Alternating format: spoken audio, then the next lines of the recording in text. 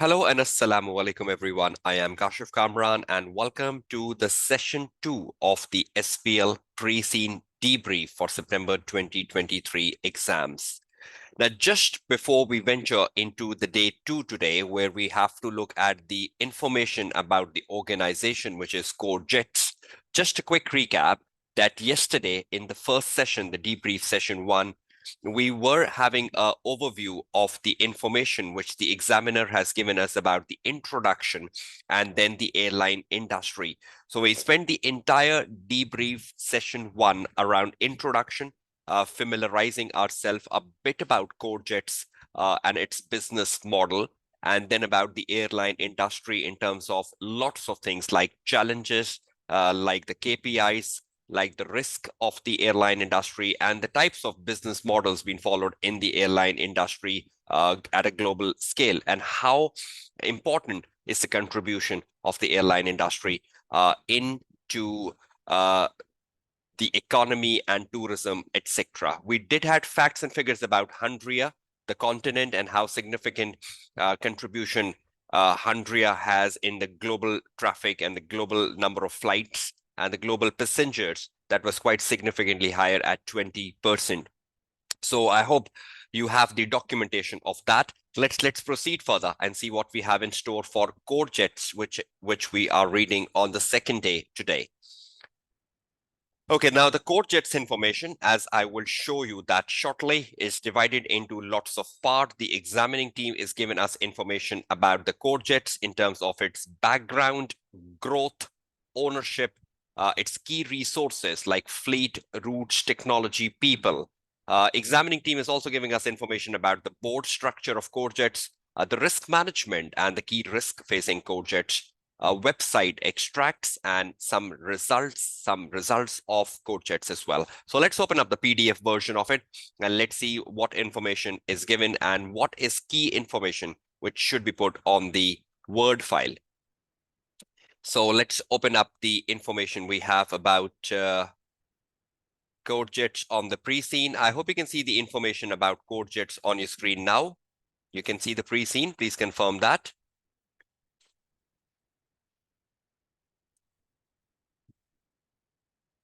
Okay, thank you so much. Just let me arrange my Word file, which we were using yesterday. And we just need to arrange that for the day 2 today. So just give me a second and we'll start the debrief now. So just let me arrange the Word file as well, where we need to copy paste the key points for the day 2.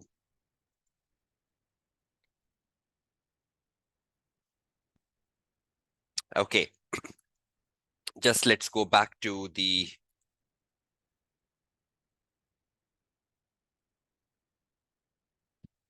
okay, I'm reading the Corjetz overview, right?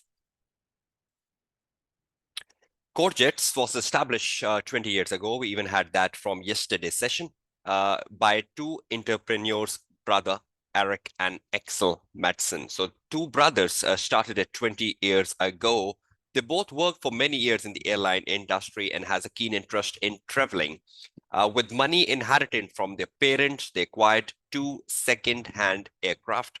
They started by operation flights from near city airport, located 40 miles from the Coal's capital city in south. That's where their head office is currently of the country, to airport located close to the two cities in the north of country. So they started 20 years ago, two brothers, from the money they inherited from their parents. They acquired two second-hand aircraft, and that's where they started the operation from. And they used to operate to the very close cities of Courland with those two aircrafts. Using their knowledge and experience of the airline industry, Eric and Axel spotted a gap in the market in Courland for more convenient and affordable low-cost air travel. So they identified there is a vacuum in terms of the low-cost air travel, and lots of people wants to travel through that low-cost model. So they spotted the gap and they realized this is an opportunity. Up to that point, Courland airline industry was dominated by the full service carriers. And we read yesterday what is the full service carriers, right? They have all configurations from the first class to the business class to the economy class and offering you all the premium services. and many international routes, right? So the market was dominated by the full service carriers, and they thought about there's a vacuum of the low cost carrier, and let's grab on that opportunity. So they went into that opportunity area as two brothers, and they were very successful. We know that, right? The low cost business model in the core land industry proved extremely popular. So they have some sort of an ownership of this model, because they were the one who are the pioneer of this model, Eric and Axel.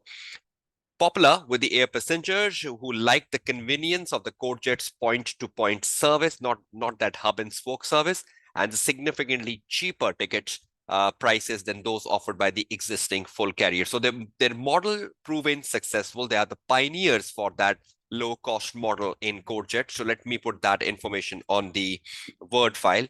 I hope you can see the Word file on your screen now. Please confirm that. And we are into the Corjetz today.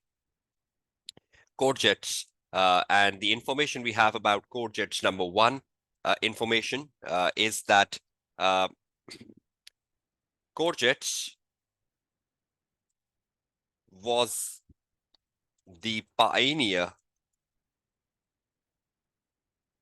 of the low-cost airline model in Hungary. So they were the first one to came up with this low-cost model. So they are the pioneer for that. And we know the two brother came with that. And this model has proven to be successful. And this model proved to be successful versus the full cost model, versus the full service model being used in Hungary before, or probably in that country where they are core land, right? So that is a critical information, right? That's number one we're getting from here. So the model proven to be successful, and this model was the first in the core land airline industry. So let's just change that, not Hungary, in the core land industry. So in the country, in the city where they are, core land. And this model proved to be very successful because this was the first one from anyone in core land. So you need to give credit to that, to Alex and Axel and Eric, right? Over the years, Corjetz has focused on operating flights to and from airports across Hungary with the highest customer demand, and continually look for opportunities to extend networks. So they are expanding upon networks within Hungary. They're a regional airline. They're not going outside Hungary, the continent, but they're expanding upon networks within Hungary to serve their customers better. And the good thing is Corjetz has focused on operating flights to and from airports across Hungary with highest customer demand, and continually looking for opportunity to extend their network. So this is something very good. So as a business model, they're very opportunistic. They are looking at opportunities, and they're willing to grab those opportunities whenever they come their way. So they're not sitting back and relaxed that we are very successful as a business. They are continuously looking at the opportunities. Wherever they get them, they try to avail those opportunities. So that's very good on part of a business. And they have the highest customer demand because they're giving them a model which has cheap airfares, and the cheap airfares is attracting the customers significantly. Okay, just let's go back now and try to understand more of it. There is something clicking my mind, but just holding it for a minute. We go to the next page. It says cost efficiency has been its overriding strategic focus. And that's what we got yesterday. They are focusing on a model which is cost leadership, right? They're focusing on that. So this is their business model. We got this business model even yesterday when we were reading through the case study. So their business model is cost leadership. And we know that's one of the Porter generic strategy, which they are following currently. So that's their Porter generic strategy they're following. Porter generic strategy. So that's what they're following currently here in terms of their business model. Okay, this has been delivered through developing and maintaining long-term strategic partnerships with aircraft manufacturers, key airports, ground handling operators, and maintenance contractors who maintains Corjetz own aircraft, and by operating the latest and the most efficient aircraft. Now, what is helping them to ensure they focus on cost leadership? So they are into strategic partnership. So their stakeholder relationship is very important with the aircraft manufacturers, key airports, ground handling operators, maintenance contracts. If you have very stable relationships with your suppliers, with your contractors, with airports, that can really give you dividends, that can really prioritize you. You can get a lot of discounts and benefits as being associated with them with loyalty. And I think that loyalty factor is giving them that help and support to operate that cost leadership model. And they're operating the latest and the most efficient aircraft, so that reduced down the fuel cost. If you're operating the latest aircraft, that reduce down the need for repair and maintenance. So if someone asks you an exam anywhere that how is this model successful? What are underlying factors making this model successful for Corjetz? So I think these are the underlying factors which is making this model workable for Corjetz. So the next thing is what is making this model successful for Corjetz. So to me, this model at Corjetz is successful just because of the following factors. Just let me put that down on your screen in front of you, and then let's break them down into a proper paragraph so that you can remember that for the day of exam. So what are underlying factors which is helping Corjetz to operate this cost leadership strategy or cost leadership business model? Number one, this has been delivered through developing and maintaining long-term strategic partnerships with aircraft manufacturers. So through number one, so the first thing which is there is through developing and maintaining long-term strategic partnerships with the aircraft manufacturers, number one, with the key airports, number two, with the ground handling operators, number three, and the maintenance contract, number four, and the maintenance contractor who maintains Corjetz's owned aircraft, and by operating the latest and the most efficient aircraft. So I think two things are helping them here. One is they're developing and maintaining long-term strategic partnerships. That's number one, which needs to be focused in. And secondly, by operating, let's make that as a separate point.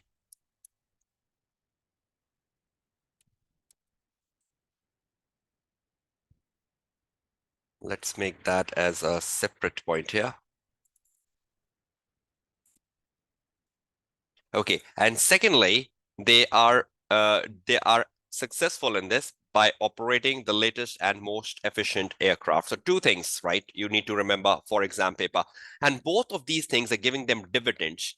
So their stakeholder relationships is very important. Something around the power interest metrics can come in. Examiner can ask you to develop a power interest metrics for their key stakeholders. Their aircraft manufacturers, the ground handling operators, they're all part of their key stakeholders because they're helping them with their cost leadership strategy. And even the customers, because it says they have the highest customer demand. So that's one of the key customers, one of the key stakeholders. So I think something around stakeholders, internal, external stakeholders, is a possibility of a question in your upcoming exams, right? So again, let's put down some expectations here. Expectations, and that one expectations is number one, a question around the power interest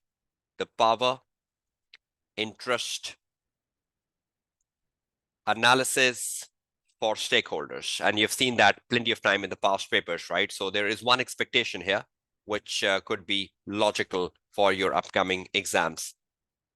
I hope you're all clear with this, right? That how this business model is running successfully at Corjetz. So that's one of the reasons this model is running so successfully at Corjetz, right? So we just picked this big paragraph here, which was so critical for us. Okay, moving on. Over the last 20 years, the low-cost model of air travel has continued to be very popular with customers across Hungary, and there are now 30 low-cost airlines operating across the continent. Look at the competition. 20 years ago, when you started the low-cost model, you were the pioneer. Now, over the span of 20 years, there are 30 low-cost carriers operating in this continent. So look at the amount of competition. So you cannot sit back and relax and you say, oh, I have the biggest share of the market and I'm the best airline in Handria. No, because there's so much competition. Any competitor can take an edge. So you need to look at that intense rivalry coming in. There are 30 low-cost carriers across continent now. Control C. So there is quite a lot of intense rivalry. So let's take that on the word file. Next point we have about Corjetz. We have point about intense rivalry, and this intense rivalry points tell us that there are like 30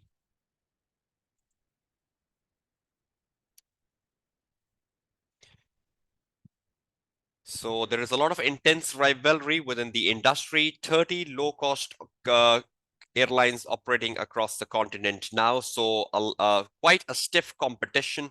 And that means Corjetz can't sit back and relax that they are the pioneer, they're the best, and they say, oh, that's fine. No, you need to be on your toes with such high competition. There is a lot of pressure on your profit margins, a lot of pressure on bargaining power of the customer. They can switch from you to another one, even though your popularity is higher. But switching for customers is very, very easier. So again, something of a thought process here. A question around Porter 5 forces. Porter 5 forces is likely because they're telling us about the customer bargaining power supplier. See, with your long-term strategic partnerships with the aircraft manufacturers, you have tried to reduce the bargaining power, or the bargaining power has come in favor of Corjetz. The customer love to travel with Corjetz, but there are lots of options where they can switch into. So the bargaining power could still be very volatile or high. Rivalry will see the market share, and we'll see are there any substitutes for this airline travel, because we know if it is a developed continent, in a developed continent there could be rail networks apart from the airlines, so the rail networks can be a substitute for it. And then threat of a new entrant, we already mentioned that yesterday in the session one, because it's a prosperous economy, it's a developed economy, they have good political stability. And look at the amount of contribution Handria is doing to the global airline business. It was 20% yesterday. So I think there is a threat of a new entrant. In last 20 years, 30 carriers have come in. So that means almost like a one and a half carrier every year. So there is a threat of a new entrant every point in time. So I believe a question around Porter 5 forces could also be likely, and you should not undermine this topic for your upcoming September 23 exams, right? So a lot of information around that intense rivalry, a lot of information about your long-term partnerships with your aircraft manufacturer, supplier, a lot of information about customers, a lot of information about threat of a new entrant from yesterday. So I hope you can just be clear about that area. Is everyone clear about this? Should we move on? So far, so forth. Are you all sound with the analysis? Just a quick yes and no from your side would help me out moving further. Okay, thank you so much. Okay, let's move back to the case study now. And if you look at the pie chart, in the pie chart, we have Corjetz at 14%. So Corjetz market share is high, but it's not very high, because the highest market share is with the Brig Air. The Brig Air has 17%. So Brig Air has the highest market share. So do they still have a space to improve upon Corjetz? Can Corjetz aim to become the number one in this pie chart? But they are currently at number 2. And there is another airline, LKK, which is at 9%. So these are the more significant one. And the remaining 60% is divided into the other 27 airlines. So I think the benchmark competition Corjetz have is with Brig Air. Brig Air is one of their benchmark competitor here. And probably they should keep a watch on LKK as well. So Corjetz has 14%, and Brig Air has 17%. So let's take that back there. Corjetz has 14% market share, with the highest with Brig Air, Brig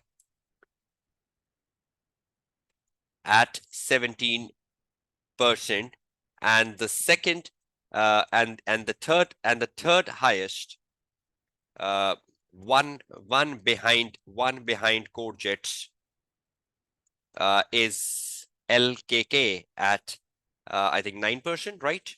So that's where it is. So I hope when you're looking at your benchmarking, you should be aiming at the benchmarking of Brig Air. You want to excel over Brig Air. You want to ensure that the gap between Brig Air and Corjetz starts to reduce down. And probably over the next 2 to 3 years, you should be the number one in the market. Currently, you are at the number two because the highest market share is still with Brig Air. But you need to reduce the gap with your wiser strategies. So what strategies can you undertake to ensure that this gap starts to reduce down over the year? But quite an intense rivalry within the industry. Okay, just let's move back. The other 27 airlines then have the 60% share. So that's the chunk of 27 into 60. So each one of them would not be having very significant one. If you just divide 60 with 27, that would be marginal percentages. But the three bigger ones are on your screen currently. Okay, the last thing. Eric and Excel both retired from business 10 years ago, but since their departure, Corjetz has remained focused on maintaining and strengthening its low-cost strategic position. So even though the pioneers, Eric and Excel, have left the business, retired from the business 10 years ago, the business continues to flourish, the business continues to be successful, and so on and so forth. Yes, Ali Abbas Rupani, merger between Brig Air and LKK could negatively impact Corjetz. Or what about Corjetz having some sort of collaboration with LKK? What about that? What about that?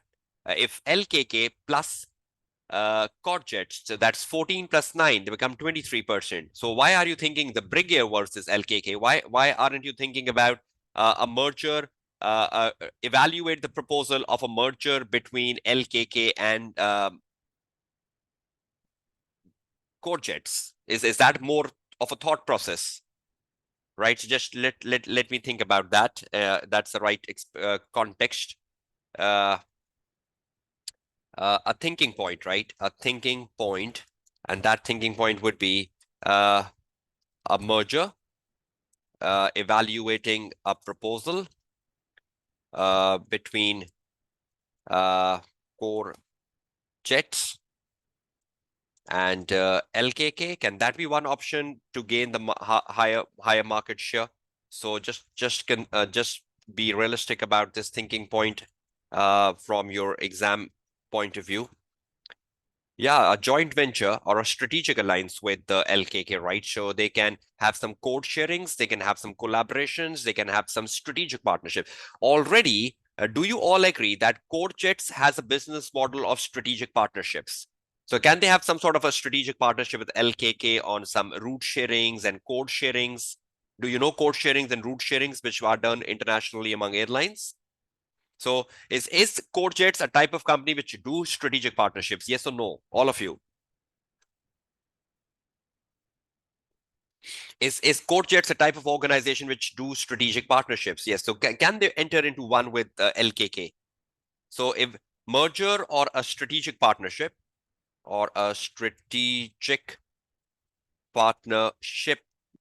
between Corjetz and LKK, is that a possibility in evaluating the proposal in exam paper? Okay. So we know Eric has left, the two brothers have left 10 years ago, and since then, even the company is successful. I do believe there is a bit of a cultural glimpse here. If you read here, it says it was established 20 years ago by two brothers. They inherited from their parents, and then they acquired the second-hand aircraft. Then they started from very two cities. Then they expanded upon, they brought this model. There could be some sort of a cultural reflection here. So I cannot ignore any sort of a cultural discussion on the sideline, but that's just a thought process. I'm not documenting it out. Okay, Let's move on to the next para. We have a paragraph about the Corjetz growth. The first paragraph we had was about the background. So we have Corjetz growth now coming in as the next paragraph. So let's put all this in the Corjetz background. So this was all the background we had about Corjetz. That's the first heading we had for the day 2 today. Okay, let's move on to the second heading now, which is the heading about Corjetz growth. So let's see what has been the growth for this organization. We have been discussing since yesterday, popular, successful. So definitely the growth will be in their favor. Okay, if you look at the growth over the span of 20 years of operation, look at the roots. The roots are increasing and increasing and increasing almost. And if you look at the passengers are increasing and increasing. So it's almost like a rising trends for routes and passengers over the years from where they started with. So let's put that as a summary, passengers and routes. So we do see a growth in passengers and routes all across the 20 years of operation. So that's what is very visible. We get to the next heading, which is about the board structure, I guess. So let's put that as the next heading now.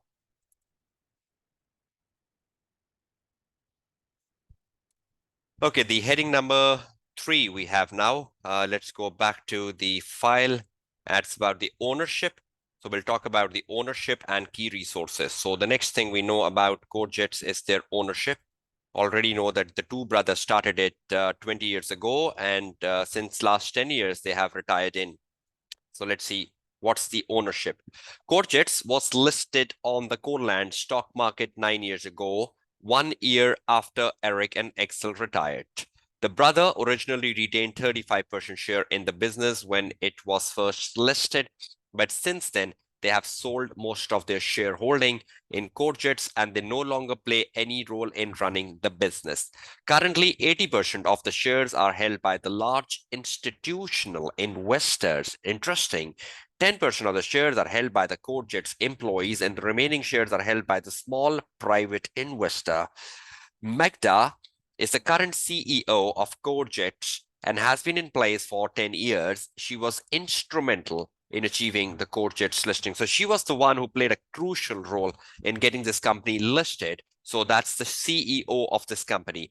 So something important about this company. Firstly, it's listed 9 years ago.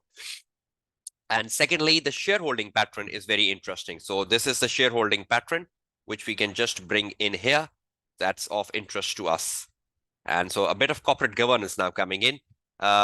Listed 9 years ago, that's important. And then we had the shareholding pattern. And in the shareholding pattern, we have 80% shares. Then we have the others, right? So 80% are held by the large institutional investors. Institutional investors.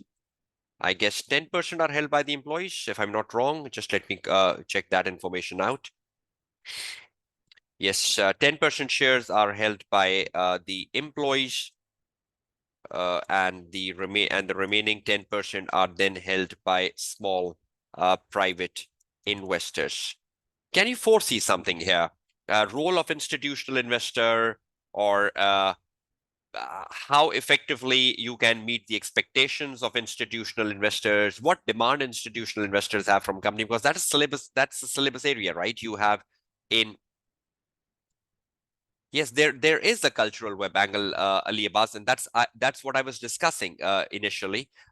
You cannot rule out the cultural web angle here, since a lot of information given when it was established, how it was established, from where the money came from. So you have a lot of historical backgrounds. So you cannot rule out cultural web, but I'm not highlighting it very specifically. Okay, but if you look at this shareholding pattern, and the most interesting thing in this shareholding pattern is 80% shares are held by the institutional investor. And to me, this is very, very important. We have not seen questions around institutional investors in SBL, but that's a topic you have in SBL. So there is a thought process of a question around a role of institutional investor, role of institutional investor in Corjetz, or how can interventions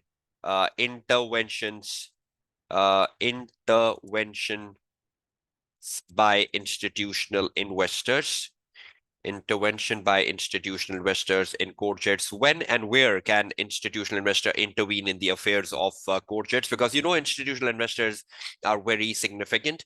They have high power, they have high interest, they're the key players of the business, and you need to keep the institutional investors very happy because they have 80% investment in your company that are critical for you. They're very important in your Menlo power interest metrics.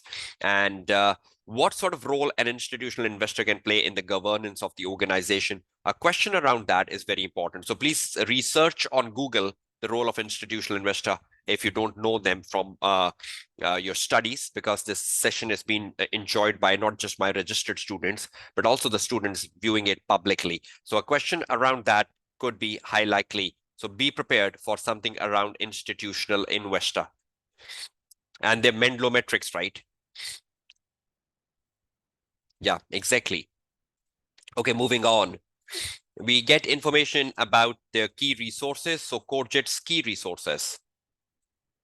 Okay, let's move down to the next heading, Corjetz key resources. Control C, we bring it down. Control V, Corjetz key resources. And what I believe since yesterday to now, and we're looking at the Corjetz key resources now, syllabus area C, and you look at the key resources like routes, like fleet, like technology, and like people. So 4 key resources, right? They're talking about, and we know how successful this organization has been. That brings me to a thought process before I even start discussing this.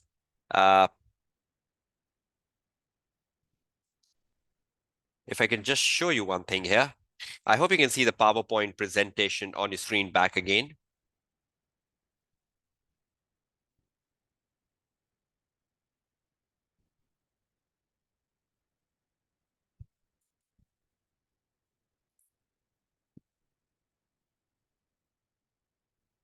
Okay, if you can see the PowerPoint presentation back again on your screen, there is a topic in your syllabus under syllabus area C. I hope you can see that on your screen now, which is known as strategic capability. Can all of you see this topic on your screen?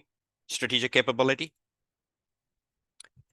This is part of syllabus area C, right? And they're talking about the resources like fleet, like people, like technology. So in terms of that, I think something like this here. What is the strategic capability? A strategic capability refers to a business ability to make use of all its skills, capabilities, and resources in order to gain a competitive advantage. So a question around your strategic capability, that what factors have resulted into a strategic capability for Corjetz, because there are so much about skill, capabilities, and resources about Corjetz given in the case study. You know that the strategic capabilities are of 2 types. There are 2 components of strategic capability in the bullet number 3: resources, that is given by the examiner, what we have, and competence, what we can do well. So what they can do well, they have been successful, they have been popular, since they were the first one to establish the low-cost carrier, and as an organization, they look at opportunities. Resources, a lot of resources given by the examiner. So can examiner ask you something around strategic capability of Corjetz? You cannot rule out a question around strategic capability, the resource and the competence. So something around resource, competence, and strategic capability could be a likely question in the upcoming exams by looking at this particular paragraph, which is about Corjetz key resources. So just let me put that analysis, resource and competence, and then we'll start reading it.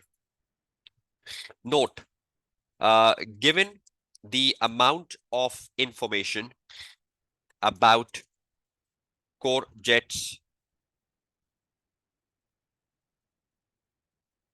resources and competence across the case study, there is a likelihood of a question examining strategic capability of the company and how it contributed to the overall competitive advantage of this organization or in the overall success of this organization. So they can ask you a question around strategic capability. They can ask you a question around competence and resources. They can use this word as well. They can use this word strategic capability as well, where you need to assess how they have contributed towards this competitiveness of this organization, success of this organization. So to me, this looks likely. Now, what key resources have they given to us in exam? They've given us resources about fleet. They've given us resources around people. They've given us resources about technology, and they've given us information about routes, right? So let's just copy paste the informations under all of them and see how they are a key source for this business. Okay, just let me take it on the next page so we can start it as a new heading, and let's keep information under it. Okay, the first information we have is about routes. I hope you can see the screen back. Corjetz has a profitable and extensive portfolio of routes, which it operates to and from over 130 countries from Hungary. So they have routes which stretch to 130 airports across Hungary. Control C will take it back to the part of routes. And under the route, we have the first heading, 130 countries across Hungary. Is that what they operate through? And they're all profitable routes, right? This makes it very popular with customers who find range of destinations and frequency of flights offered by Corjetz very convenient and attractive. It's regularly review its route networks to exploit the latest demands and opportunity. So it even regularly review the routes to keep that competitive advantage. So see, the business is not sitting down relaxed. They have a huge network of routes, but still the business is regularly reviewing the routes to grab any opportunities just to be competitive. So that's very important, right? So in terms of routes, these are two critical informations. So they have good routes. The customer likes their routes in terms of the number of routes they offer, and they continue to explore new routes. Okay, let's go back to the next one. We have information about fleet. Corjetz operate a modern fleet of 300 aircrafts, of which 75 are owned outright and remaining 25% are leased. So they operate with a modern fleet of 300 aircrafts. And we did read that they emphasize a lot on new aircraft just to reduce their cost and just to ensure they run that cost leadership model. So something about the fleet coming in. So for the fleet, they operate with 300 aircrafts, and some of them, and 75% are owned outright. So that's very, very important, which you should keep in mind. So they have a very large fleet, and that really helps them offering so many routes to 130 countries. Okay. Corjetz has invested significantly in the latest aircrafts, which are more fuel efficient and environmental friendly. This has contributed significantly to its low cost strategic position and has also positively impacted on reducing carbon emissions. So if they are reporting to the stakeholders, or if they're making an integrated reporting, in all that cases, they can tell shareholders or stakeholders that we have the new fleets, or we continuously invest in new fleets just to be environmental friendly and just to reduce our carbon emissions. And there was a KPI, CO2 KPI yesterday. So they can do some reporting around their progress for CO2, and considering they have newer aircraft, the CO2 position should be relatively better than that of the industry. Corjetz average aircraft is 4.5 years old. We'll see, is that good, above the standards of the industry, or lower than the standard of the industry, which is low compared to the industry standards. So that means even the industry might be having the average aircraft age of like 4 or 3.5 years. They're slightly above industry, which is low compared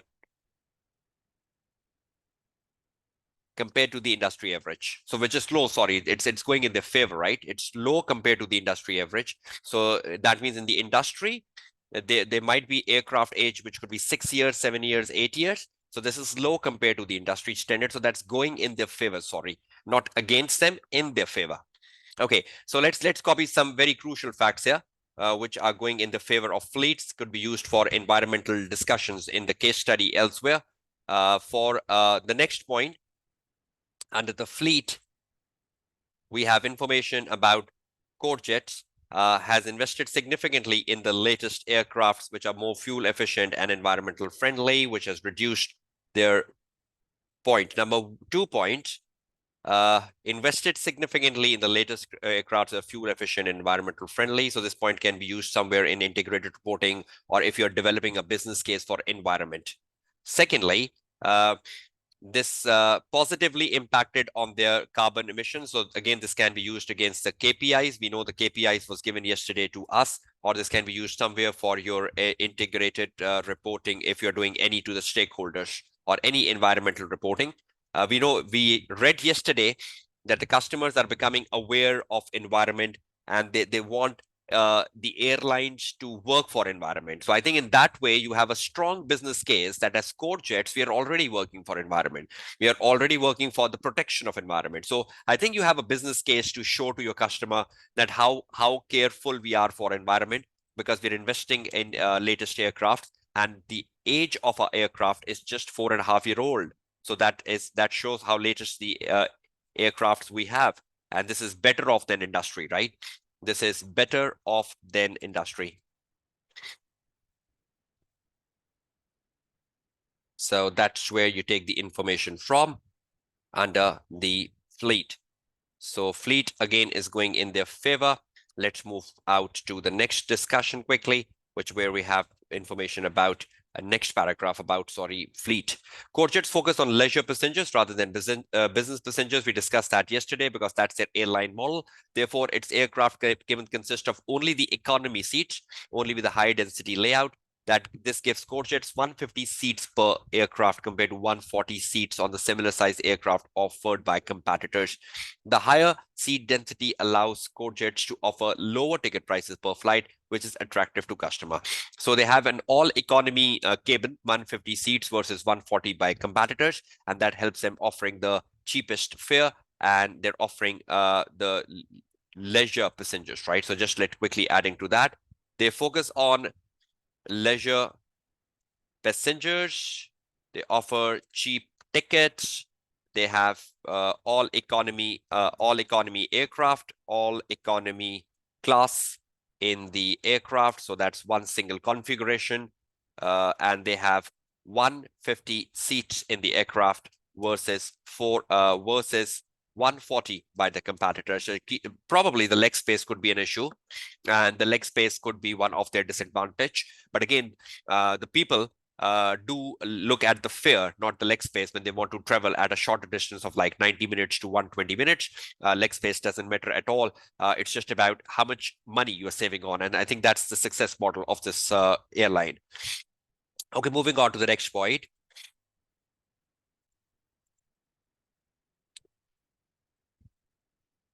Okay, technology. Corjetz applies data analytics extensively through its business, and consider data to be key business resource. A potential question around data analytics uses and benefits and advantages of data analytics, and how can data be analyzed of customers, of competitors, and how can you gain a competitive advantage using data analytics? So I think a question around data analytics could be likely because they're using it already. So what competitive advantage can they get from the use of data analytics? So under technology, under the syllabus area E, then we have a point for data analytics, and this could be a potential question as well. Corjetz applies data technology extensively, right? And they consider this to be a key business resource. And that's one of the resources which is giving them a strategic capability. So to me, open the bracket, taking the red color, a question around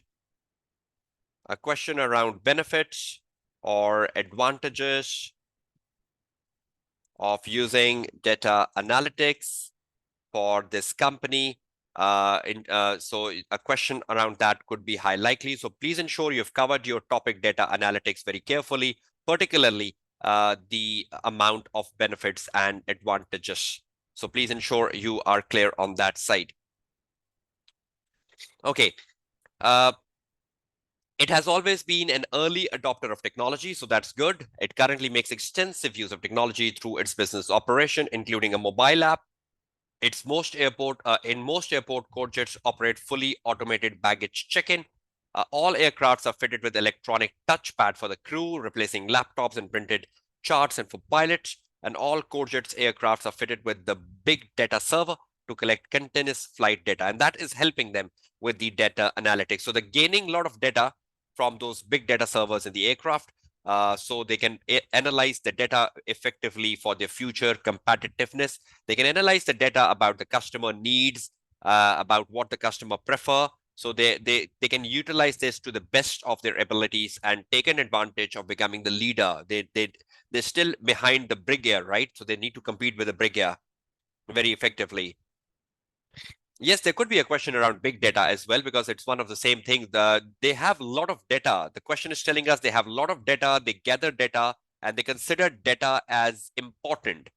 And they're using data analytics extensively. So Clarence and Nila, I believe they have the data. That's why they're doing the data analysis. So to me, the question around data analytics is more important than the big data. But you cannot rule out the big data like at saying no, it cannot come. So you can keep big data knowledge in your mind as well. So are they the leaders in technology? They are. Exactly. So they are early adopters of latest technology, number one. That also brings me to another thought process. Okay, we're looking at the technology, right? So they are the early adopters of technology, and they're using technologies like apps, uh, um, automated baggage check-in, the data servers in aircrafts, and the touch pads for the staff. The touch pads for the staff. So all sort of technologies has been used in. I think one of the good thing is they are early adopter of technology. That's something you need to keep in mind. So I think that's one of their critical success factor. You can utilize this towards their cost model. See, tell me one thing, all of you. I need a quick answers from you. If they are an early adopter of technology, if they are using technology, is that helping them with their cost leadership model? Do you believe technology helps you sustain the cost leadership model? True or false? Technology helps you sustain the cost leadership model. True. So is it part of their business model? Are they doing everything good to support and sustain their business model? So I think that point is going in their favor, right? So if a question asks you about strategic capability, you know, these are their strategic capabilities, these are their resources, which is giving them the strategic capability in the industry, or a question around data analytics, the utilization of data analytics, that also gives me a thought process. There was a new article under the syllabus area E, and under the syllabus area E, there was a new article for syllabus area E that was application of new technologies. And I think there was one article, application of new technology, which was focused on airline industry. So please ensure you read that. I hope you can see the articles on your screen now. Can all of you see the articles on your screen? Right? Can all of you see the articles on your screen and you go to the syllabus area E, technology and data analytics? See, there is an article on applying big data and data analytics. So will this article be important for you, applying big data and data analytics? So just let me take it back to my Word file. Important articles. Another important article which could be here is applying big data and data analytics in strategic business leader. And then there was an article on applying new technologies right here, part 1. And if you open the part 1 article, application of new technology, which I've even covered for my regular students in a video session, in this application of new technology, examiner has given us something about the airline industry, technology in the travel industry. See, technology in the travel industry. Please ensure you read this. Please ensure you read this for your mindset, which you can connect well with Corjetz. So anything around technology in Corjetz, your mindset should come from here. Technology in the travel industry. So that is very, very important. Application of new technology, part 1. The part related to travel industry. So please ensure these two articles will become extremely important, and you should not ignore this while you are reading through your next 7 days. So something around technology, something around big data, something around data analytics, the benefits, what further technologies can be adopted by Corjetz. The technology part one article could help you.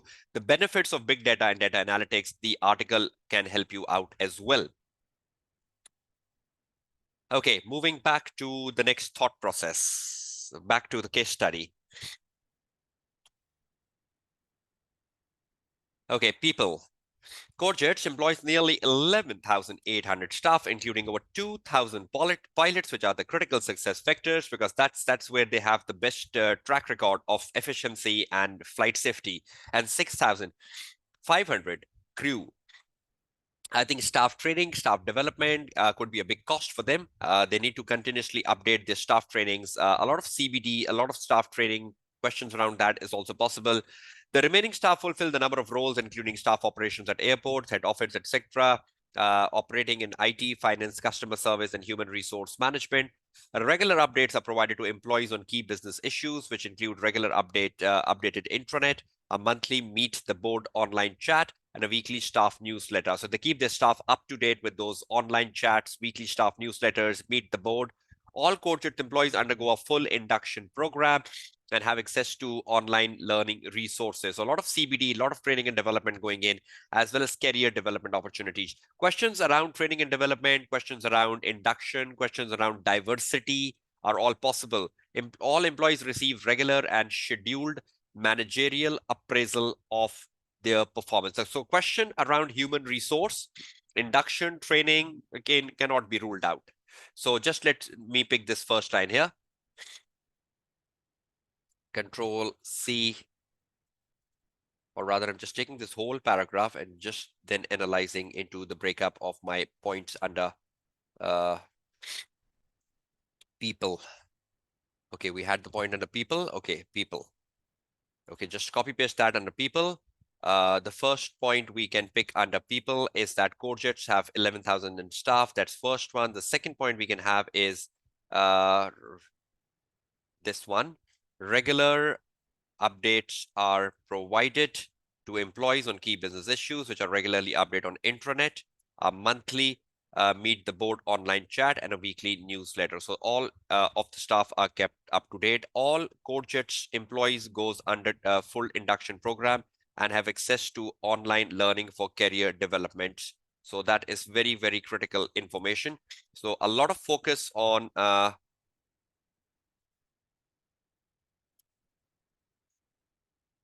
sorry, 1 minute.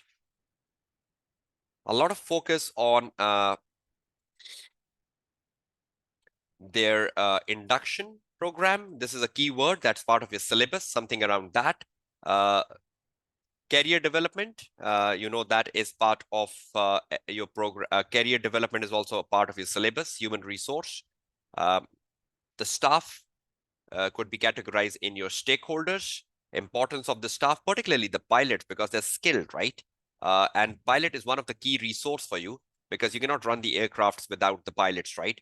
So, and keeping these staff up to date with all this regular programs of keeping staff up to date. So that is what you can think about here. Yes, 2,000 pilots for 300 aircrafts. It could be critically evaluated. Something around talent management, Ali Abbas Rupani cannot be ruled out exactly. So that's like 2,000 pilots for 300 aircraft. The pilots works on shifts. They need to take breaks after every flight. There is a schedule for each pilot to take a break. It's not just like the one pilot is engaged all the 24 hours. So you have to have quite a big backup of pilots. Okay. That finishes off one of the critical aspect we had. We finishing off with the key resources. We had a hint of strategic capability. We had a hint of technology. We had a hint of something around your stakeholder power interest metrics, because a lot of stakeholders being discussed in, particularly the employees. Something around The application of new technology, part 1, is also likely. Okay, just let's quickly wrap up the other parts. We have something about the board structure. So let's copy that down on my Word file. So finally, more about corporate governance coming in. We have the board structure of Corjetz. Okay, so information about the board structure. Let's see Corjetz board structure. We already know this is a listed company and the institutional investor holds 80% of it. Let's see what is the board structure about. Okay. Okay, is my voice getting through with clarity now to all of you? Any problems with the breaking up of voice? If that was the case, I hope it's clear now, right? Okay, thank you. Okay, the board structure. 6 executive directors and 5 NEDs, including the chair. At least half the board should comprise of NEDs. We need to look at the mix of NEDs and EDs. Their chair is also NED, which is very good. So just let me take it back to my Word file and just let's put the statement down here. 6 executive directors and 5 NEDs, including the chair. So the chair is also an NED, which is one of the best practices of corporate governance. So that's wonderful, right? Moving next. Their chair is NED. You can see that here. Then they have the executive directors and the non-executive directors all sitting down here as 5. Then they have the CFOs and CIOs and CCOs and CMOs and CPOs. So they have different categories. Chief People Officer looking at the people, Chief Marketing Officer looking at marketing, Chief Commercial Officer looking at the commercial side of the business, basically the flight operations, Chief Information Officer spreading the information from top to down, and then the Chief Finance Officer looking at the financial side of the business.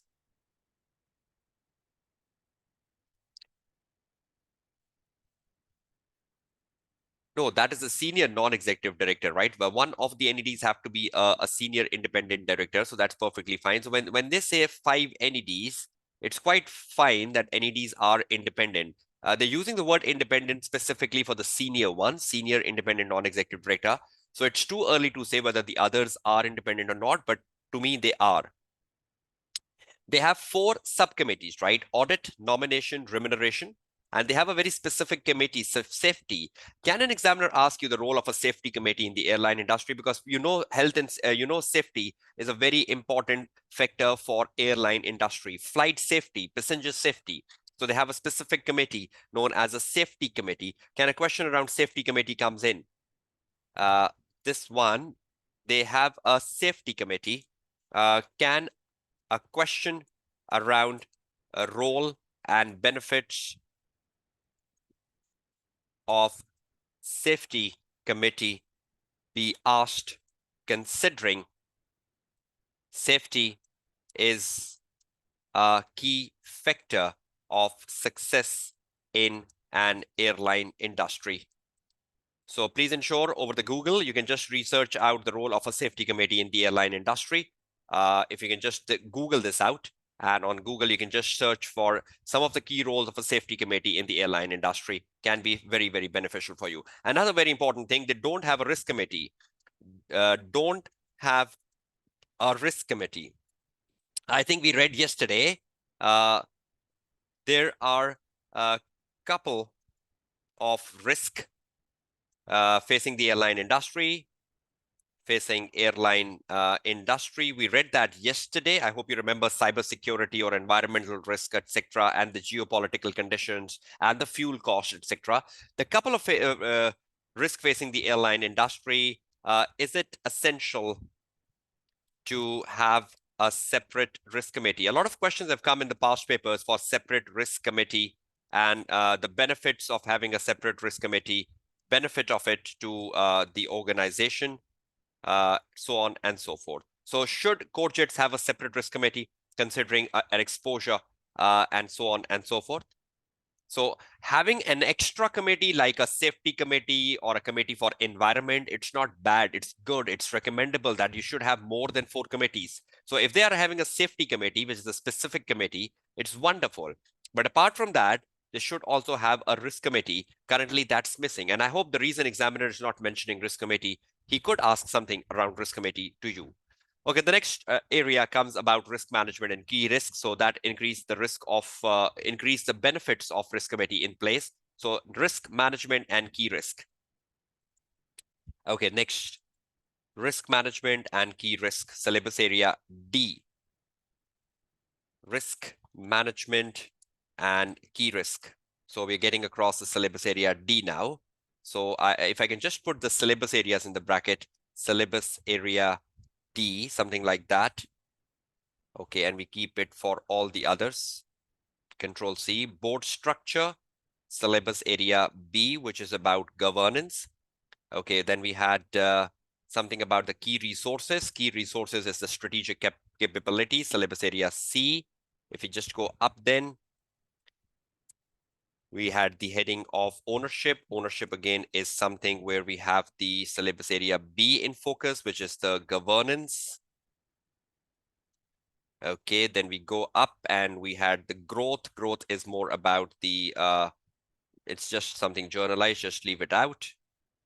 Okay, then we had something about intense rivalry, which is more like the syllabus area C, strategy. Okay, then we had something about stakeholders, the background. The background was telling us about Porter generic strategy. The background was telling us about their long-term partnerships. So a lot of things in the background was about their strategy. So I believe the background was giving us more information about C, which is strategy adopted. And there was something about stakeholders as well, right? So something about stakeholder. So that's the syllabus area B. So that's where syllabus areas are coming in, A, B, C, and D. So finally, we are having the D. We had H, project management yesterday. We even have something about E, technology today, but we didn't have something about internal controls across our discussion. No areas about weak controls or internal controls anywhere. Okay, risk management. Let's see what we have about risk management in the case study. Okay, just let's go back to the case. Let's explore something about risk management.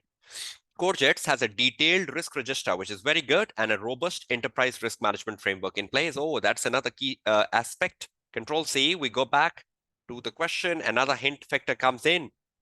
Just let's paste it down here and just put it down here. They have a risk register in place. We know there are a couple of questions in the past paper around risk register, where you need to evaluate the adequacy of the risk register, or where you need to evaluate the adequacy of the risk responses taken by the organization in the risk register. So I think when you go to the real exam, in the real exam, there could be one exhibit which can give you the risk register of Corjetz. There could be some missing elements in the risk register. You know, questions in past papers have asked you to evaluate the risk register, or sufficiency of risk register, or adequacy of risk register, or examiner has asked you in the past papers question around whether the responses taken in risk register are adequate. So a question around risk register, or a specific exhibit on the day of exam around risk register is quite possible. So please don't ignore the area of risk register. And they have a robust enterprise risk management framework in place. That's wonderful. That means there is a potential of a question around enterprise risk management. And that is a topic I've covered in my regular classes. You go back to the articles. I hope you can see the articles on your screen. Can all of you see the articles on your screen? Please confirm that.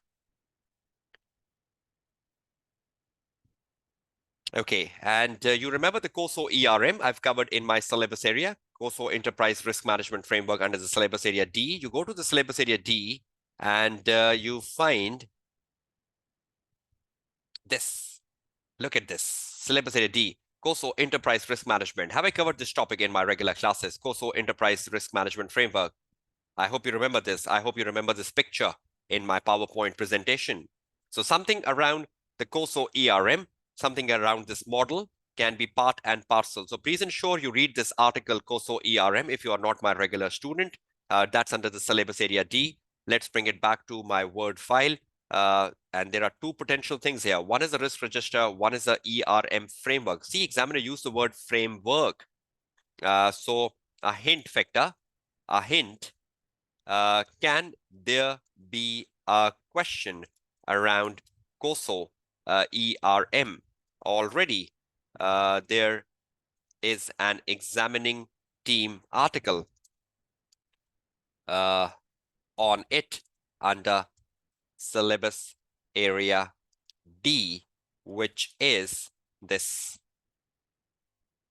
COSO Enterprise Risk Management. Sorry, just 1 minute. Which is COSO Enterprise Risk Management on the SBL website. So under the syllabus area D, you can just find it. I've just shown you on that website as well. I've covered this in my regular classes, so my regular students should not be bothered about it, reading it.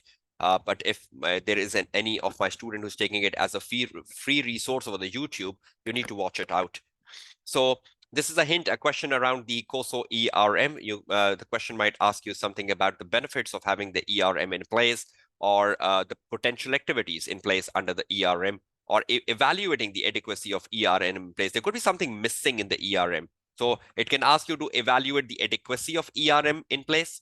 It can ask you the benefits of ERM in place. So something around evaluating the adequacy of ERM in place, or the benefits of it, or the benefits of it, or the benefits to overall risk management. What is the benefit of the overall risk management if you have ERM in place? So something around that sort of questions can pop in, what I believe in.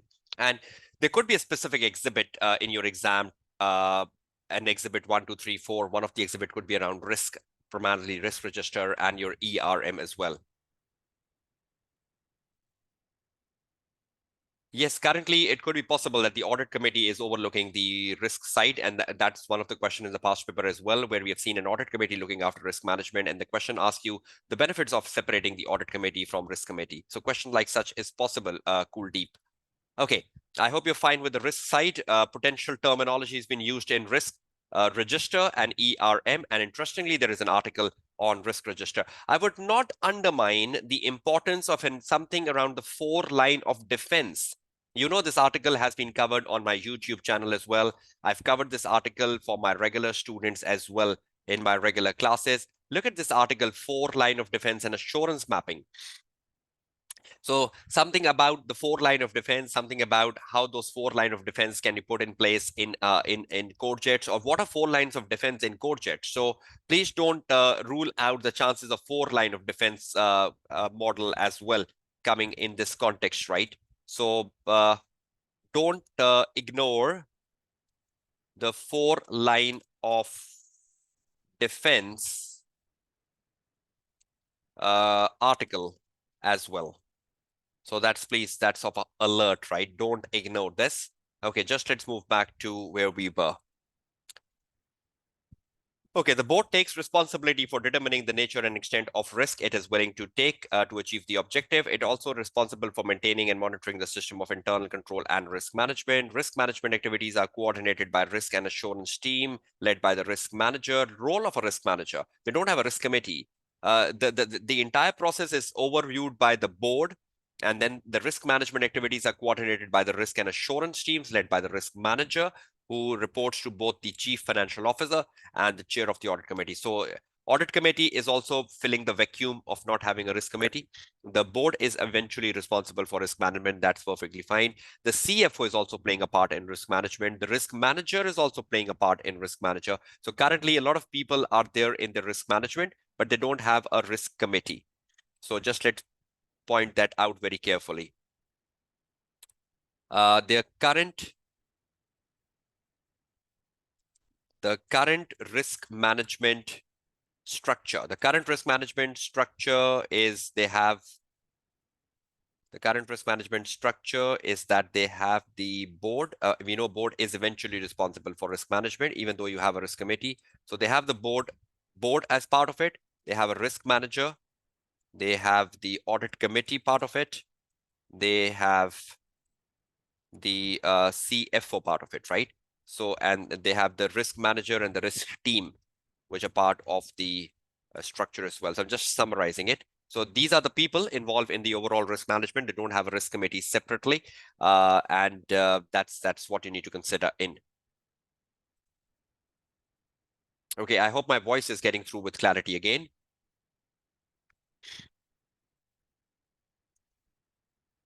Okay, so the key risk facing this company is safety and security of customers and staff. So that's one of the key risks, safety and security of the customers. Do they have a safety committee for that to overlook this risk? So key risk, which could be in the register, key risk for Corjetz. Can you find them in the risk register in one of the exhibit?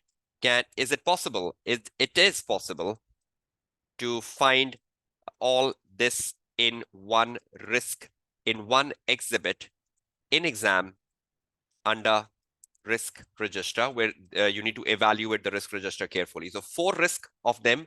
One is safety and security of customer and staff. That's one of their risk. And for that, they have the safety committee. The growing impact of the climatical change and increasing expectations from the customer. You are doing something already on this. You have latest fleet, you're reducing your carbon emissions. You have technology in place, reducing the improving the environmental assurance through technology. So you're doing something as a business currently for environment. But yes, we talked about alternative fuels yesterday, a case study around alternative fuels, encouraging alternative fuels, a research into alternative fuels. That is something which can come into the exam paper. So the second risk they have is growing impact of the climatical change and increasing expectations from customer. We did read about the climatical changes yesterday. So safety is one risk, security is one risk, climate change is another risk. And for that, you are already doing something. Number one, latest aircrafts, modern fleets, 4.5 years age life, and you're already using technology. And we know technology has a very favorable impact on the overall environment. Okay, just let's look at the next risk we have. Macroeconomic and geopolitical events such as general economic trends, foreign exchange rates, and volatile fuel prices. So geopolitical events such as the fuel prices, we have talked about that yesterday. Any change in economy, because that has a direct correlation with the airlines, right? So if there is a political issues in any of the city of Handria, though Handria is politically stable so far. So geopolitical events such as general economic trends, I think currently Handria is very stable for that. Foreign exchange rates could be a problem because you need to get the fuel in and you're using dollar as a currency. And the volatile fuel prices, no doubt about that, is one of the biggest risks facing the overall airline industry.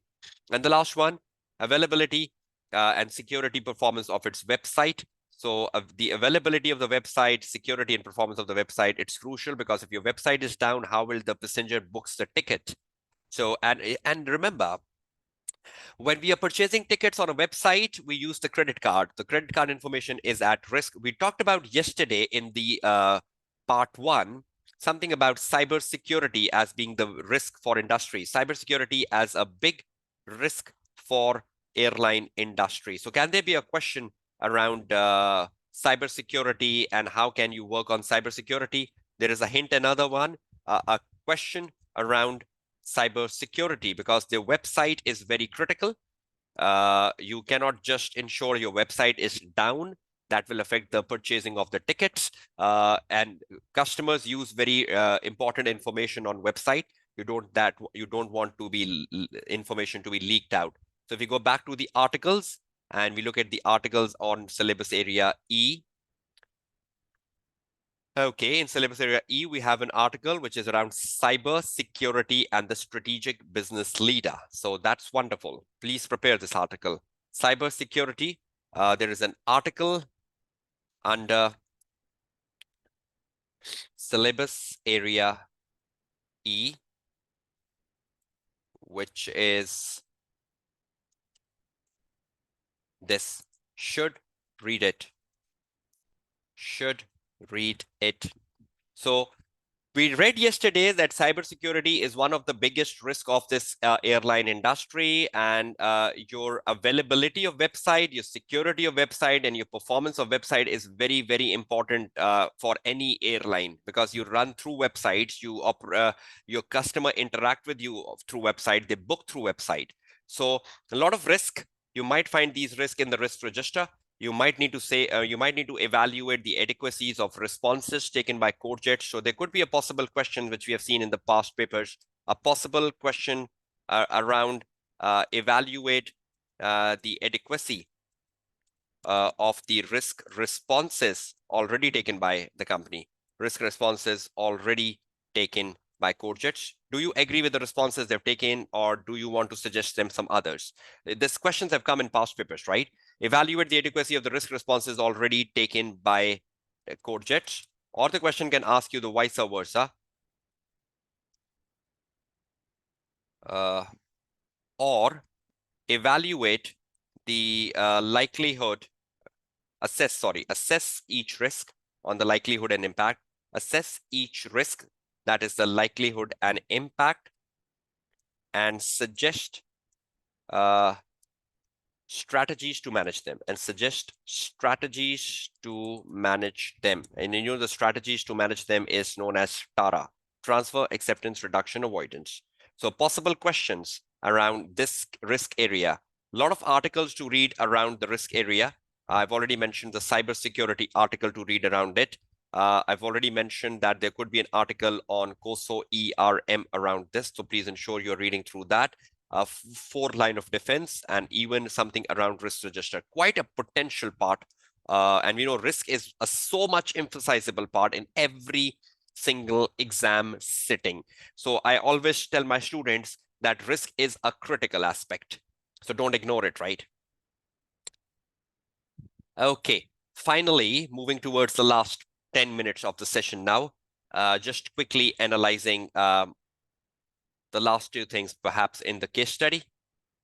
One is about the website, perhaps, yes, and one is about the financial statement. So let's look at the website and financial analysis and wrap up the session. Okay, let me bring the heading from here. Website, it's something journal. So website coming in, website extracts, and then the last thing, no syllabus area currently here. And then we have the last thing,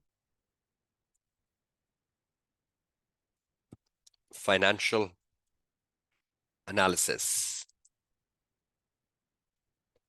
We know financial analysis do fall under the syllabus area H, where you need to G, right? G is the syllabus area, right? Where financial analysis comes in. And you know that there is a frequently asked question in the past paper, evaluate the financial and non-financial performance of the organization. So please be prepared for that under the syllabus area G.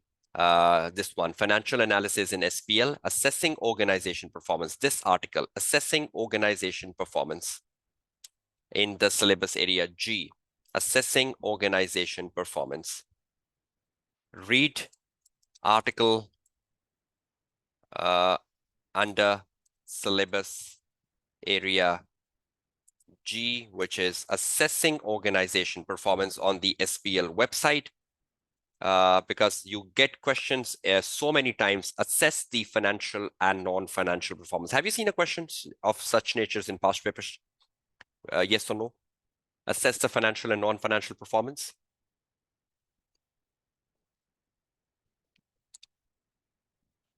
You must have seen those questions, right? Great. Okay, let's first see the website extracts. The website extracts, sorry, just let me put the website extracts. Okay, what we do. So they're telling us about their aims, missions. We continuously deliver low fares to our customers, read that so many times, and operate flights to places our customer most wants to, using our cost advantage and leading positions airport. That's just all what we have read through. So that's what they do, right? Cost leadership, serving customers, and the best, and putting connections in Hundria over 130 airports. Mission statements to connect the people of Hundria through affordable and sustainable air travel. So they don't have a mission moving out of Hundria. So they just have a mission to be within Hundria and maximize Hundria. So they don't have any mission of being an international airline, moving out of Hundria. So we had some discussions around that yesterday, would all be illogical. So to connect the people of Hundria, so they would expand. That brings me to a new chapter. Look at the mission. And that mission brings me to a new chapter of discussion. Let me copy the mission, and that opens a new discussion from a syllabus perspective. Mission. Their mission statement tells us to connect to the people of Hungary. So do they have a mission of going out? Tell me.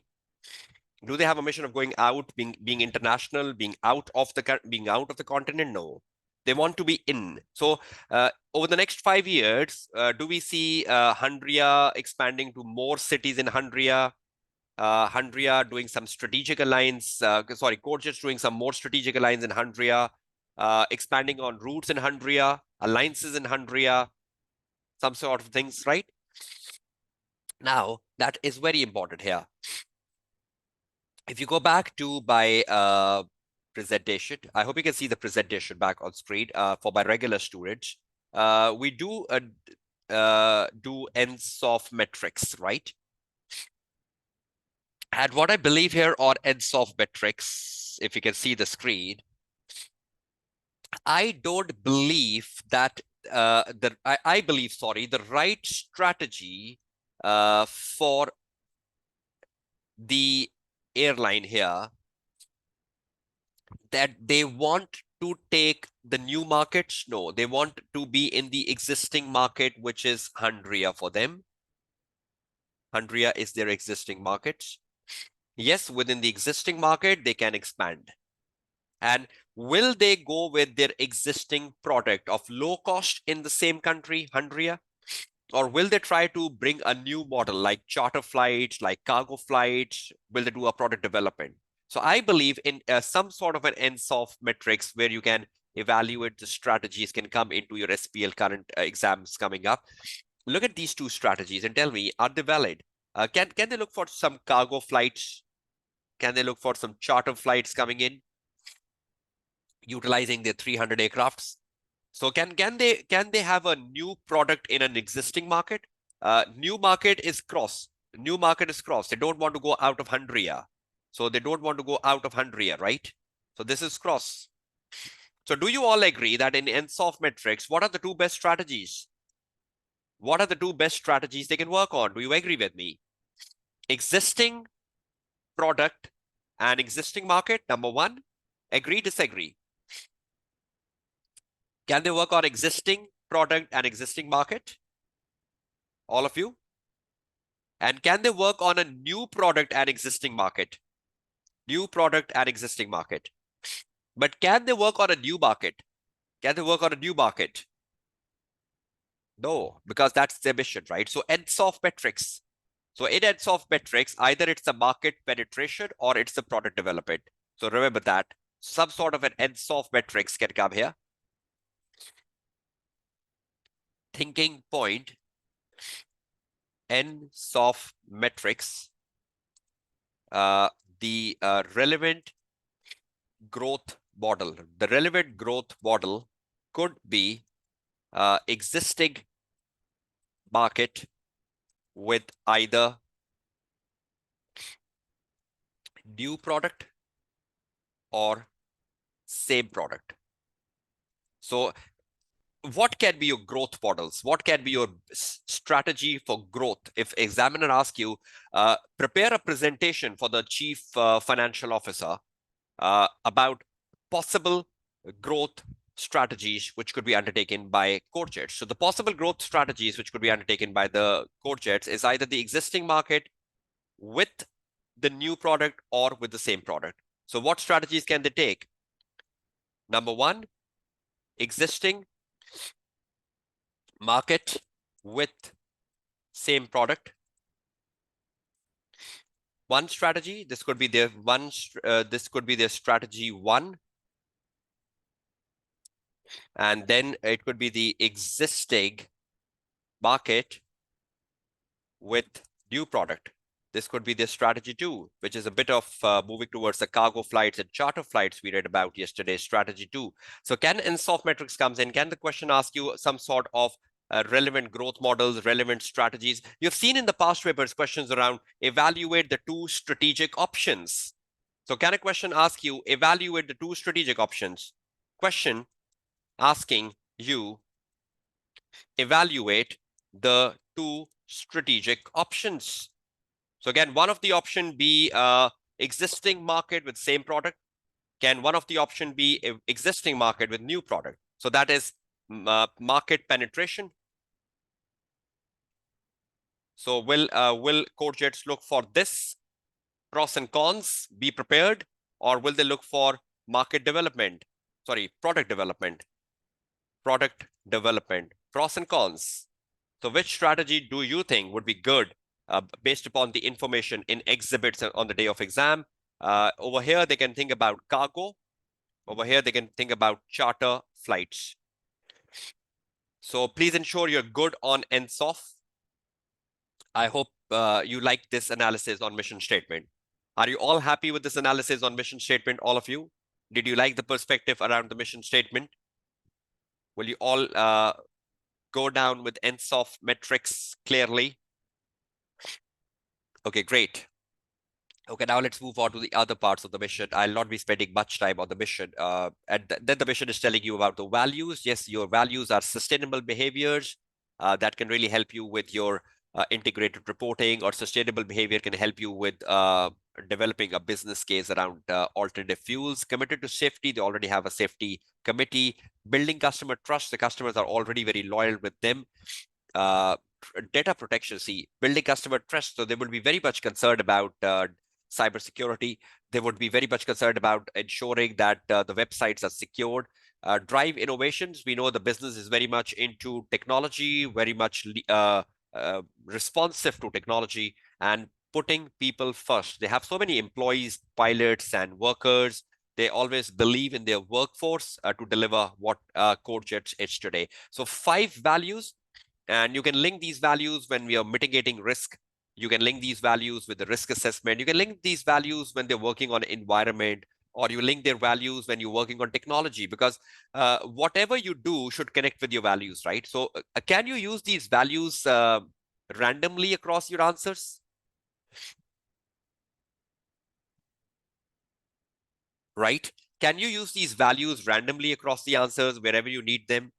There is a possibility that you can connect them back to the values. Will you remember the values they have in place? Particularly, this data protection is an important value, which I would consider as important. Just let me highlight that for you. Because we have a cybersecurity issue which needs to be protected in. And that's very important. And then we have for some things about investing in efficient aircraft, they're already doing it. Minimizing waste, they're already doing it. Managing emission, can they work on alternative fuels? To me, this is very, very important, right? So 5, let's break them down. Sustainable behavior, number 1.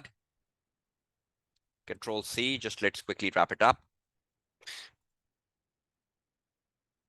Their values, one of them is sustainable behavior. One of them is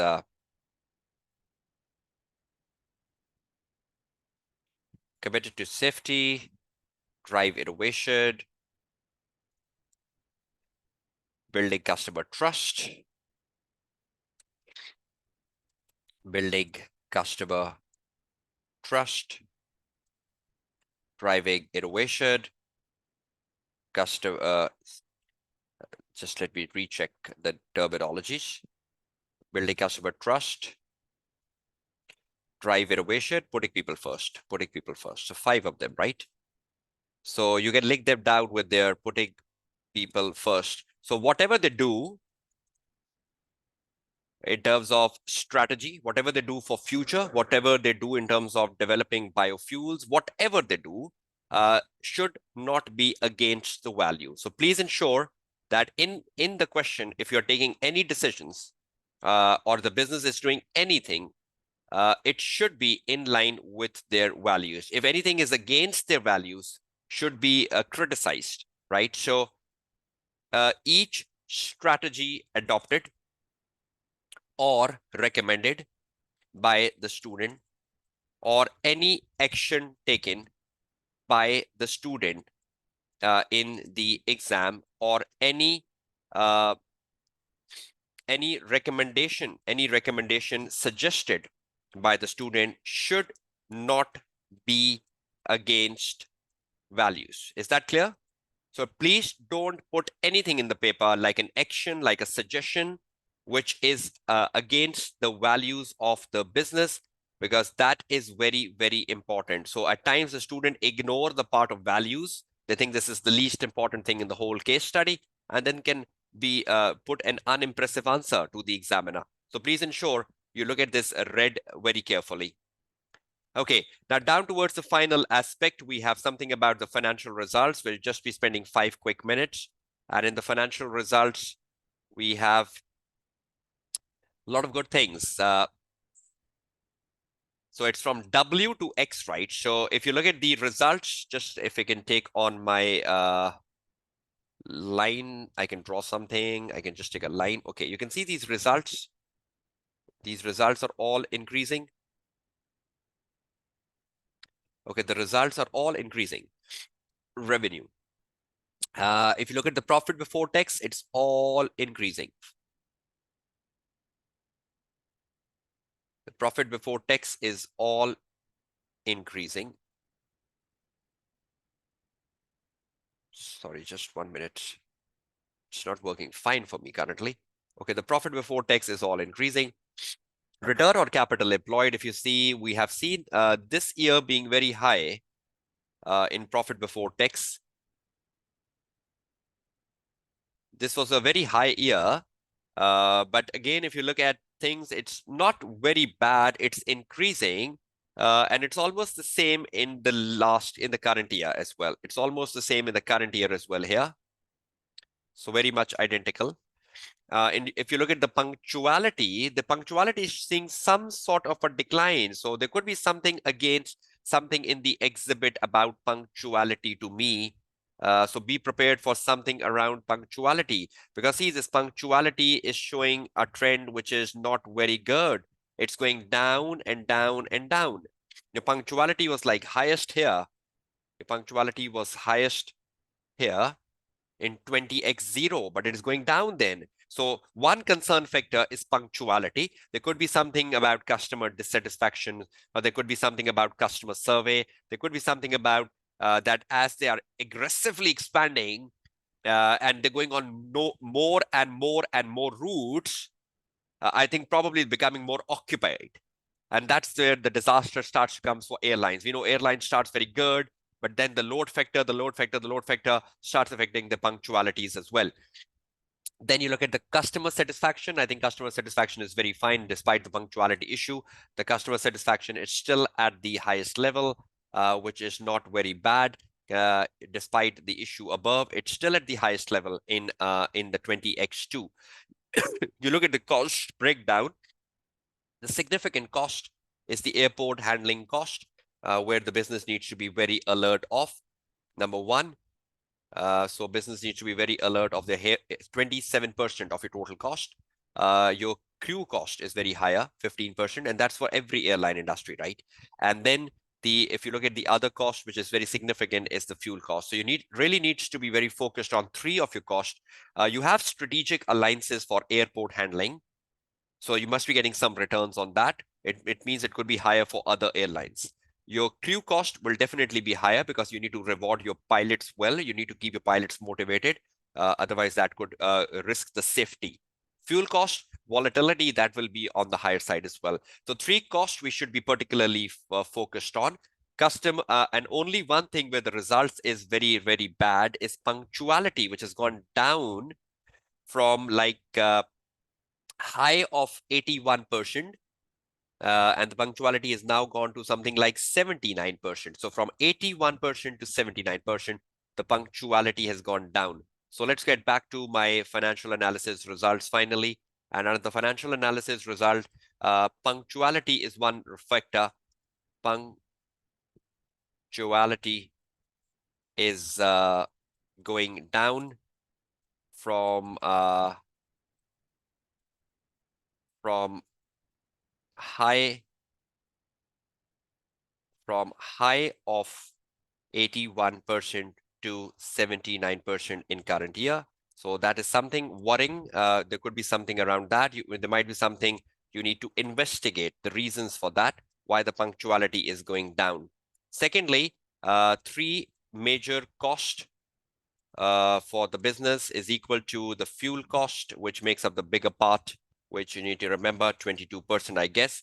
Then the second major cost is your airport handling, which is another significant cost.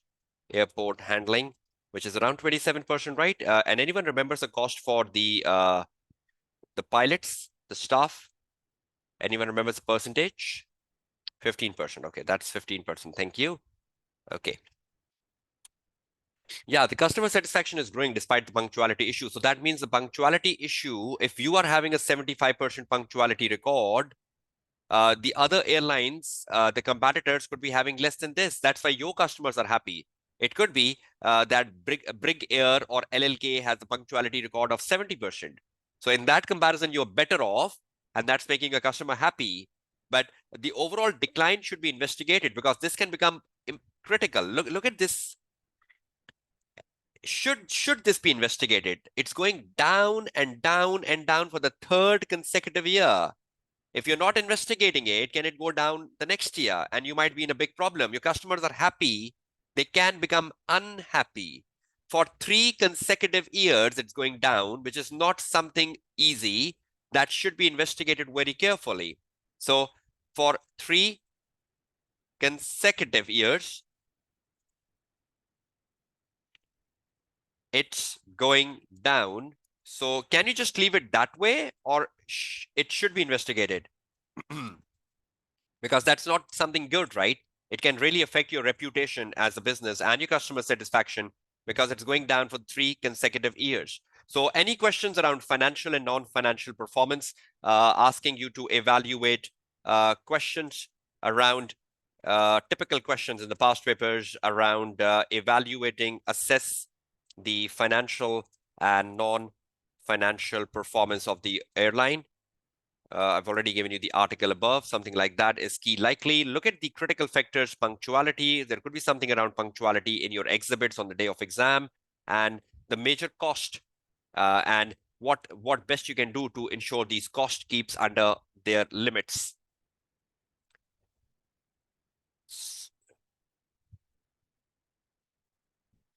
Yes, so just looking at the overall trends, Ali, yes, you can investigate the trends in more depth at home. I'm not just doing that in my session today because that will be taking a lot of time. I'm just looking at the overall sides. Yes, within the trends, there could be ups and downs. You can investigate that, right? When you're looking at a question around assess the financial and non-financial performance. I hope the syllabus area G is fine with you under the financial analysis. I hope the values and how would you use the values, the mission statements, a question around NSOF metrics is very valuable. I think we can link the website extracts with the syllabus area C because we had NSOF metrics and values. The values is more part of is more part of the syllabus area B, right? Governance. So I hope I dig the question well for you, giving you highlights of questions likely, articles likely, what can be likely. I hope this investigation today in Corjetz, and once this file comes to you, you take a printout and you sit down with this file and you see which articles have been recommended by the tutor, which thought process have been recommended by the tutor, and you go down and ensuring them in one go. So I think if you can just make a summary of the articles to look into. Just let's make that out and key questions to do. And wrapping up the session in just under 5 minutes because it's already very, very lengthy now. Okay, summary of key articles around the case discussion. There could be more, but this is just a probability, right? So we got a couple of articles. If we go in order, we got an article that was assessing the organizational performance under the syllabus area G. So under the syllabus area G, we got an article which was about this. Okay, next go up. We got an article about cybersecurity, syllabus area E, cybersecurity, syllabus area E. We got article for syllabus area E, which was about cybersecurity. That's good. We got another article on syllabus area E, if I'm not wrong. And that article was around, okay. There was an article on COSO ERM under the syllabus area D, and 4-line of defense. 4-line of defense under the syllabus area D. So for the syllabus area D, we need to go with 2 articles. One of them is the COSO ERM, and one is, again, the D is the 4-line of defense, the model. Okay, just let's go back up.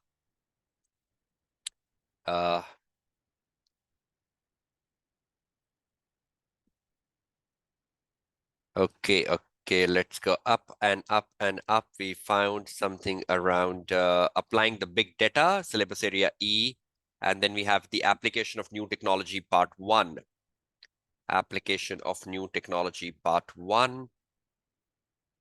Okay, so under the syllabus area E, we have another one, which is the application of new technology part 1, and then another one under the syllabus area E, which is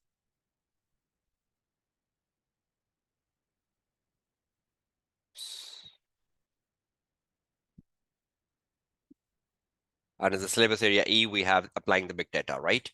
And I think we have one yesterday, if I remember.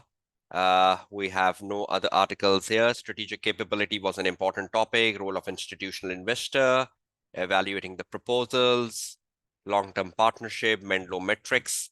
I think we had one yesterday, which was the project management, the article under the syllabus area H, which I recommended yesterday. That was something above, right? Under the syllabus area H. So let's just put it down around the project management, biofuels. We discussed that yesterday, right? Under the syllabus area H, we got an article which was project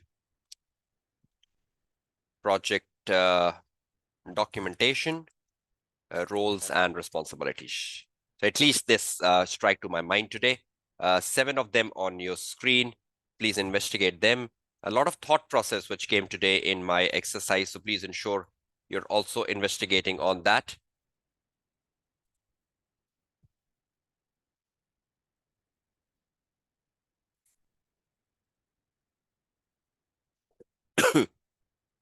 So summary of the key articles, right? We went into a lot of models. Menlo metrics came in our discussion. The risk heat map would be a question around that as well. So just please ensure you make a summary of that as well. It will take a lot of time if I go down with it. I prepared a separate file which I will be sharing with you on the portal. And this is a file I hope you can see on the screen. There are some questions I've marked for you from September-December 22 exam. Number 1, then from September-December 21 exams. Number 2, then I've marked questions from March-June 21 exam. Number 3, then I've marked some questions from September-December 20 paper 4. Specimen 2, September 23. March-June 19. Then some questions from September 18 paper, if you have the Google Drive and the past papers of the Google Drive, which I've shared with my regular students. Specimen 1, June 23, and Specimen 2, June 23, and Specimen 3, June 23. So some specimens are for September, some are for June, but these are the questions I've identified on different areas which could be practiced by the students. So please ensure you practice this list of key questions. I will be uploading them on the portal. You can take a printout and ensure each one of them has at least been, if you're not even solving them, just read the question, just understand the question, and make just a summary. What will you think about it? Just read through those questions at least, and just see what sort of things will you be writing under the answer if you're not writing the full one, and just keep ticking them that you've done all of them. So this is a list of the key questions, and this is the list of the key articles. And then I hope you will read this file well. Because there are lots of thinking points, lot of alerts, lot of discussions. I hope you will take a printout of it and you will sit down 29th, 30, 31st, 1st, 2nd, 3rd, 4th. So every day, if you can give like 30 to 40 minutes on this summary, and that would be ideal. If you need to read any article, that will increase the time. If you need to practice some papers, that will increase the time. But at least keep 30 minutes or 40 minutes each day on the summary for the next 6 days, and the summary will be absorbed. I hope this summary will benefit you. You will take a printout, use it as a final summary, and this summary should be used every day. If you use every day, you will keep things in mind. The facts, the figures, what is Handria, what is Corjetz, what is the airline industry, what are the issues, what are the problems, what are the risks that keep coming on your fingertips, right? I hope the session was good. I hope you will like the session. If you can just quickly rate the session out of 10, with 1 being poor and 10 being excellent. How was both the sessions, 1 and 2, and how largely it benefited you in terms of knowledge, your mind openings, and in terms of taking a track of what you need to do in the upcoming exams? And be fair, right, in marking it on a scale of 1 to 10, 1 being low and 10 being high, in terms of your satisfactions with the sessions.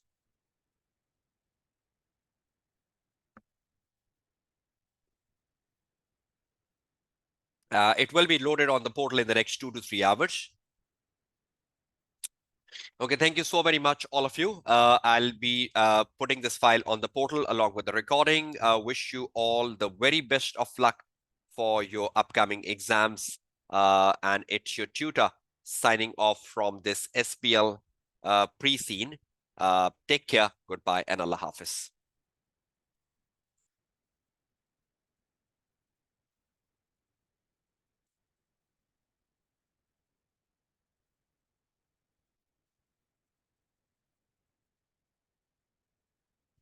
Thank you so much, Ali Abbas.